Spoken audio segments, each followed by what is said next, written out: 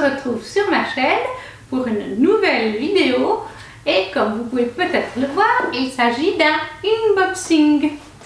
Alors, oui, si je vous montre le carton, vous allez voir un logo, celui des éditions Plume Blanche.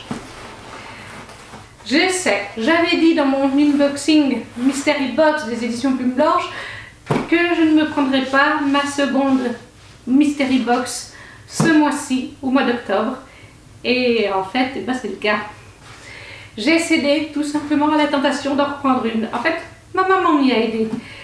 On en a discuté ensemble et elle m'a dit allez, prends-la pour ton Noël, il n'y a pas de souci, ce sera ton cadeau. J'ai 35 ans, si mon cadeau n'est pas sous le sapin et que je le débloque avant, c'est pas la fin du monde. Donc j'étais plus que contente. Pour la petite histoire quand même, quelques heures après m'avoir dit que je pouvais me prendre en cadeau de Noël la box à 60 € et que je l'ai précommandée, elle a changé d'idée, elle me dit comme ça après avoir vu ma vidéo, ah, prends-toi le pack 2022 avec les 12 parutions de l'année et on partagera, ce sera ton beau cadeau de Noël entre ta grand-mère et moi. Bah oui, mais c'est trop tard maman, tu m'as dit de prendre celle à 60 €, elle est commandée, j'ai déjà 6 livres avec cette box, ça fera 6 livres de l'année 2022. Je voyais pas l'utilité dans ce cas-là, voilà, il restait la moitié des parutions. Donc, voilà, j'ai dit, tu m'as dit ça un peu trop tard. Alors, ce format n'est pas le même que l'autre semaine, c'était un colissimo blanc et bleu. Je sais pas, est-ce que ça va être les mêmes items à l'intérieur? On va voir. Ah, précision faite, j'ai contacté la maison d'édition, donc oui, si on prend 2 box, on aura des livres différents, à raison de les contacter, soit dans l'encadré, quand vous commandez, il y a un petit encadré pour laisser un message, soit par email, soit sur les réseaux sociaux, en leur disant que vous avez déjà fait une commande précédemment et quel livre vous avez eu dans la première box. Parce que sinon, ils ne peuvent pas le savoir, hein, il y a un peu trop de commandes. Ils ne vont pas regarder dans votre historique personnel, à chaque personne, savoir ce que vous avez pris dans la première box. Donc ça, c'est important. Et après, comme c'est marqué sur le site, une 3e box, ils disent bien d'éviter, parce que comme c'est des one-shot ou des premiers tomes de saga, ça risque à un moment donné d'avoir des doublons. Alors voilà, on va y aller. J'ai juste ouvert avant le carton sans regarder. Alors, bon, on a le petit catalogue comme la semaine passée. Je vois déjà les 2 petits thés. Cette fois, on a du thé noir Darjeeling, Black Tea, et du litchi citron vert. Toujours de Daman et frères. Toujours pour ma mamie quand elle viendra à Noël. Elle aime bien le thé. Je vois qu'on a... J'essaie de ne pas regarder les livres. Je vois qu'on a la pochette comme l'autre semaine. Et je pense que je vais la donner du coup aux enfants que je garde. Parce qu'ils regardent certaines de mes vidéos que je vous poste. Et ils ont vu la première box Plume Blanche et ils disent ah, t'as eu un joli petit étui pour les livres, on n'en a pas, t'as plein de marque-pages, on n'en a pas. Donc voilà, du coup, je leur donnerai. Ensuite, nous avons à nouveau la très très belle plume. Ça, c'est aussi quelque chose. L'autre jour, quand ils regardaient ma vidéo, les enfants, ils m'ont dit c'est quoi une plume? Ils ont 7 ans. Je ne me rappelle plus à quel âge je commençais à utiliser une plume, mais c'est vrai que ça se perd. Je trouve que ça se perd au détriment des stylos. C'est vraiment dommage. Après, je vois un joli marque-page en dur, à nouveau avec le petit, la petite, comment on appelle ça? La petite décoration. Et cette fois, je vois que nous avons un dragon. L'autre fois, j'avais un phénix. C'est super joli en fait. Ça change. Ensuite, nous avons un petit... Ah! Mon Dieu! Je ne voulais pas regarder, mais je ne peux pas éviter de... Ah! Il y a les livres que je voulais absolument. Bref, je vais me reprendre. Oui, donc j'en étais. Nous avons le petit carnet comme l'autre semaine. Très joli. Vraiment avec la petite encre. Et Ah voilà, le petit gouvernail. Je pense que comme j'en ai deux, je peux peut-être en donner un aux enfants que je garde, mais le problème c'est que c'est des jumeaux, des faux jumeaux, et ils risquent de se battre. Parce que je leur en donnerai qu'un, hein, je vais en garder un. Je pense que ça va rendre très bien sur certaines photos pour les réseaux sociaux. Les photos justement un peu marines avec des sirènes et tout ça. Ça sera très très bien. Ensuite, nous avons...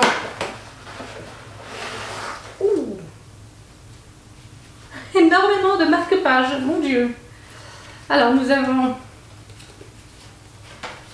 je ne sais pas par où commencer. Nous avons un marque-page de Rose éternelle, d'Ophélie Duchemin, qui a été un de mes gros coups de cœur en 2021. Le marque-page, comme la semaine passée, de Murmure de l'océan, d'Ophélie Duchemin. Réécriture, cette fois, de la petite sirène. Lune ardente, qui a été aussi un très beau coup de cœur. C'est une duologie que j'ai terminée, qui est parue en fin 2019 et début 2020. Rosen, qui est aussi, ça c'est une duologie que je suis en cours de lecture. J'ai fini le premier tome. J'aime aussi beaucoup. Ah, encore un marque-page Rosen.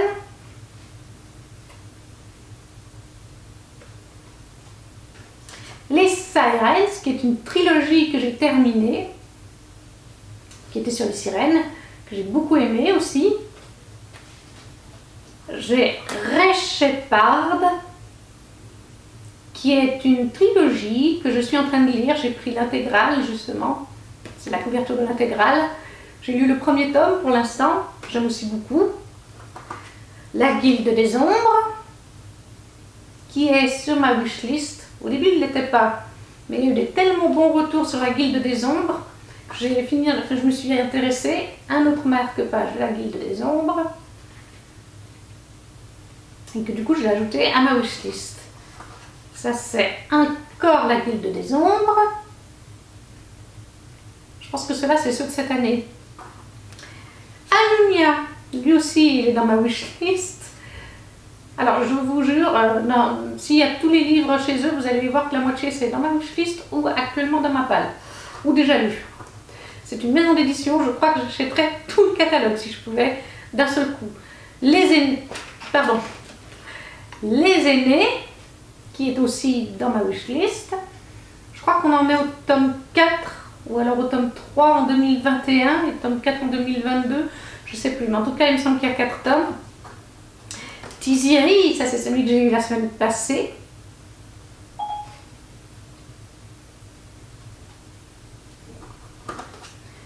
Les Entraves de l'hiver, qui est à paraître le 7 décembre, si je ne me trompe pas, de cette année. Celui-là, je le veux énormément et je vais le prendre le 7, en même temps qu'une précommande pour un swap. Les Chimères du printemps, parution du début d'année 2022, qui me fait énormément envie. Non mais je vous dis, le catalogue me fait tout le temps envie. Tirangi, il va sortir là dans quelques jours, au mois de novembre, tout début novembre. Lui aussi est dans ma wishlist. Excusez-moi, c'est les chats. Maudite, dont j'ai vu sur le catalogue en ouvrant la semaine passée, et ça m'intéresse énormément, parution 2022. Les Princes du Feu, qui est aussi dans ma wishlist, qui vient de paraître il y a quelques semaines, je crois. Comment ça s'appelait, Le Tombeau des âmes perdues, une petite nouvelle qu'ils ont sorti en supplément en 2021, que j'ai déjà lu, que j'ai bien aimé. Inspiration égyptienne avec les dieux, un peu trop court à mon goût, tellement c'était bon. Ruine, qui m'intrigue énormément, parution 2022. Passer la nuit, je ne sais plus quand il est sorti, mais il est déjà sorti, et lui aussi me tente beaucoup. Ah bah alors là on a les baleines célestes, ça m'intrigue beaucoup, c'est dans ma wishlist aussi, c'est paru il y a déjà un moment. Headline, j'en ai entendu beaucoup de bien, c'est paru cette année, je ne sais pas encore si j'ajouterai dans ma wishlist ou pas, c'est à voir. Black Diamond, Je m'y suis intéressée très récemment, je sais plus ce que ça lit. Je ne vais pas vous lire tous les détails à chaque fois des marque-pages parce qu'il y en a encore beaucoup. Mais j'avais lu récemment et je l'ai rajouté sur ma wishlist parce qu'il me tente bien. Blood Witch, ça aussi, très récemment j'en ai entendu parler. Mais ça a déjà un petit moment, hein. C'est sorti genre 2018, 2019, quelque chose comme ça, ou 2020. Donc je ne connaissais pas encore la maison d'édition, mais ça me parle beaucoup aussi. Je l'ai rajouté à ma wishlist. Les autres, j'en entends beaucoup de bien. Je ne sais pas encore si je vais me lancer dedans. On ne peut pas tout acheter. Sinon je ferai une maison d'édition, enfin je serais un vendeur, une bibliothèque édition Plume Blanche sinon. Sistra, c'est le livre qu'on a eu la semaine passée. On va voir ce que ça vaut. 100 jours de nuit, c'est celui qu'on a eu aussi la semaine passée. Les gardiens, ça m'intrigue un petit peu, mais pour l'instant, je n'ai pas mis sur ma wishlist. Être divisé, ça je ne connais pas du tout, je n'ai pas encore regardé sur leur site. Mais ça m'intrigue un petit peu ce marque-page. J'ai pas, comme je viens d'ouvrir, j'ai pas encore lu le texte, donc bien sûr que je verrai. Semblable. Je ne connais pas non plus celui-là. Le porteur de mort, une saga très connue chez Plume Blanche. Pour l'instant, je ne m'y suis pas intéressée, c'est à cause du titre. J'ai la phobie de la mort. Du coup, moi, sitôt qu'il y a un livre qui traite de la mort, j'évite. Donc, je ne sais pas, je verrai si toujours le porteur de mort. Ça dépendra, je me pencherai un jour sur cette saga pour voir quelle est, si c'est juste le titre qui est comme ça ou si on parle vraiment tout le temps de mort là-dedans, parce que dans ce cas-là, outre-temps, il est très joli ce marque-page d'ailleurs avec les petites fleurs en bas. Les oubliés.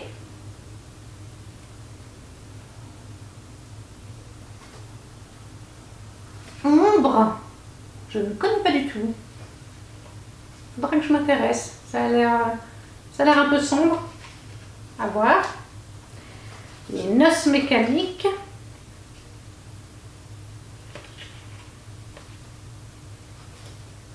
Qu'est-ce qu'on a? Identité. Oula, ça fait un petit peu peur. Je ne sais pas, est-ce que c'est un peu horreur ça? Dégénérescence. Je ne connais pas du tout. Comme je vous dis, le catalogue est quand même grand, hein. Il y a 12 parutions par année. La maison d'édition existe depuis 5 ou 6 ans, je crois. Donc je n'ai pas non plus tout le catalogue que je veux, hein. Qu'est-ce que c'est ça? Le crépuscule d'Aésir. Il faudra regarder ce que ça vaut. L'ange déchu. Ça m'intrigue aussi. Moi, quand il y a des anges, j'aime bien. Polonia.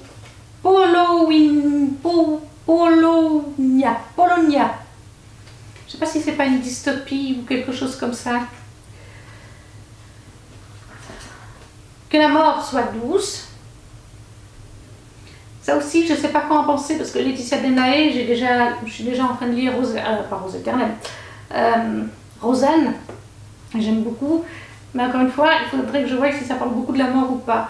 Les autres, alors là on a des zombies immenses, je sais pas. On se croirait chez les vampires. Au-delà des limbes. Voilà, alors quand je vois ça, je pense qu'on va parler de la mort là-dedans. Hein. Ça me paraît assez évident. Ça m'attire moins.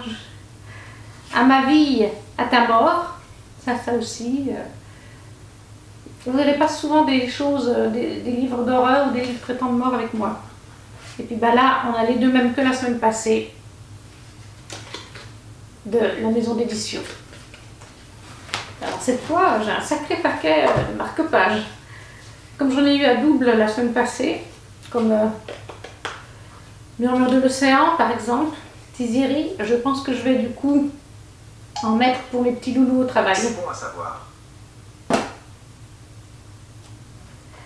Oui, excusez-moi avec la tablette, il m'a déjà fait le même coup la semaine passée. Le titre d'Alexiane Delis, qui commence par un T. J'ai l'application d'Apple. Siri, à chaque fois, quand je dis ce mot, il croit que je parle de lui. À chaque fois, il s'enclenche. Ensuite, si je ne me trompe pas, il doit nous rester les chaussettes. Et oui, les voilà. On va enlever le petit truc.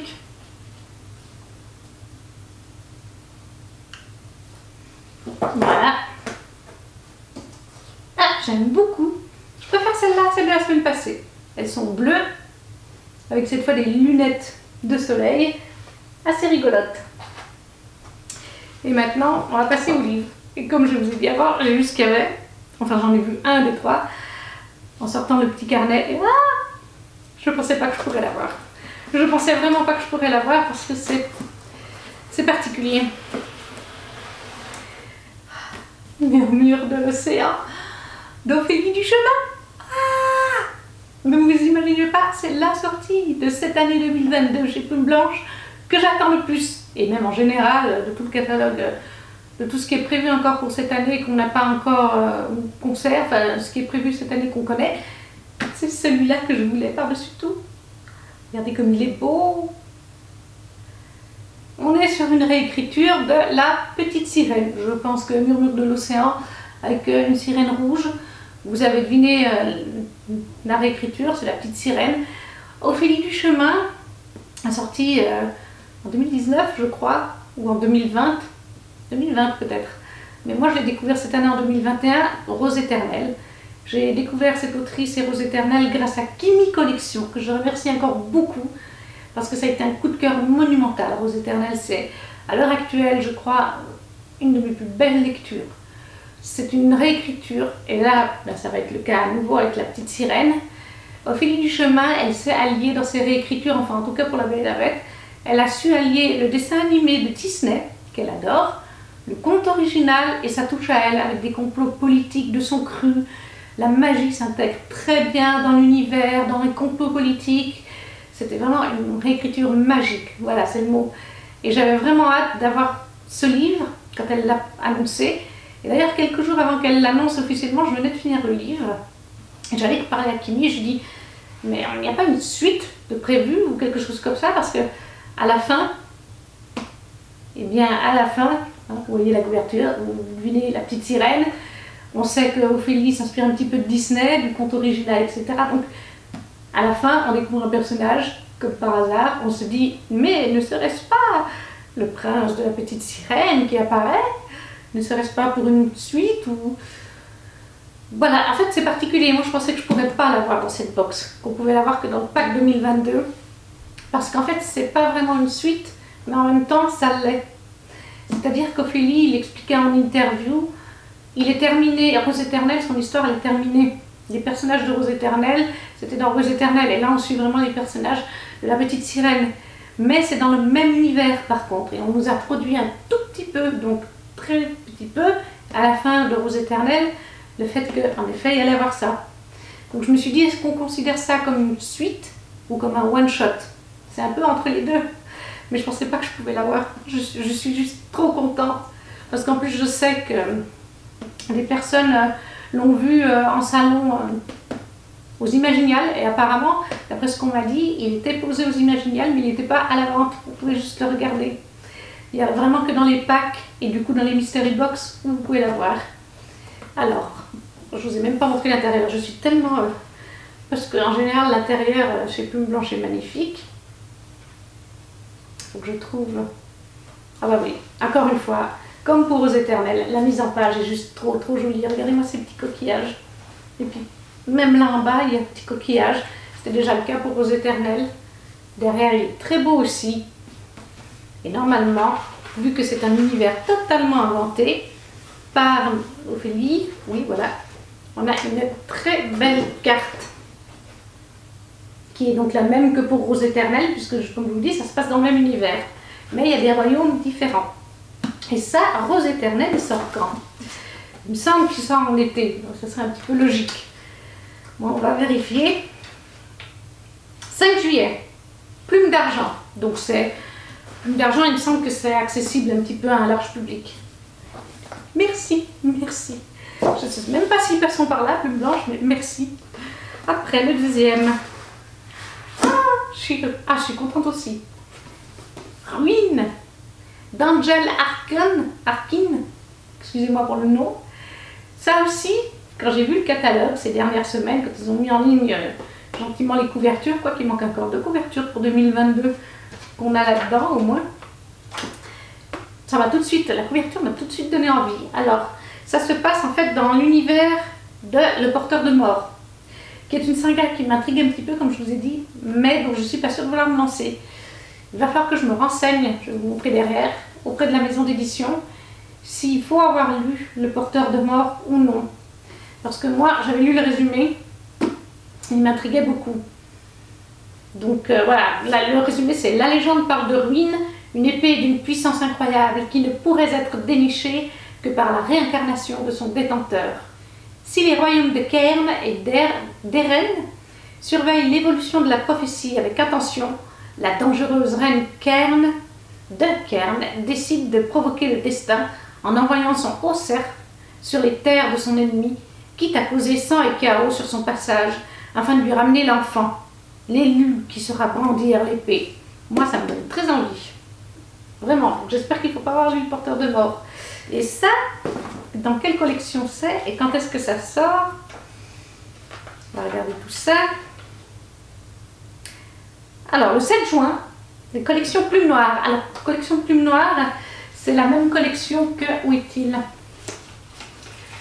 Lune Ardente, de Morgane Le Graff, que j'ai lu.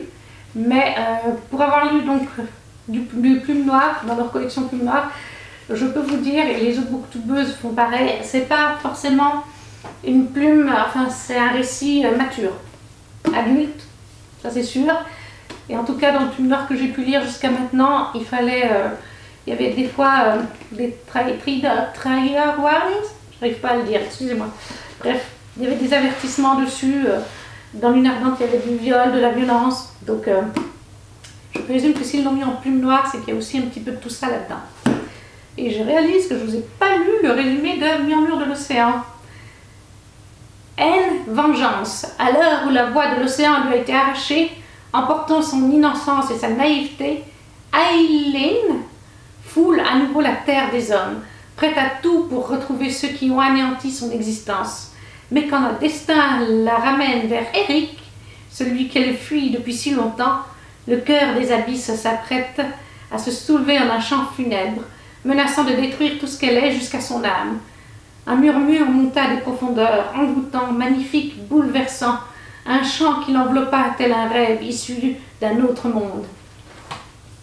J'avais oublié de vous le lire, donc voilà. Et le dernier livre, qu'est-ce que c'est? Ah ben je suis trop contente. Maudite de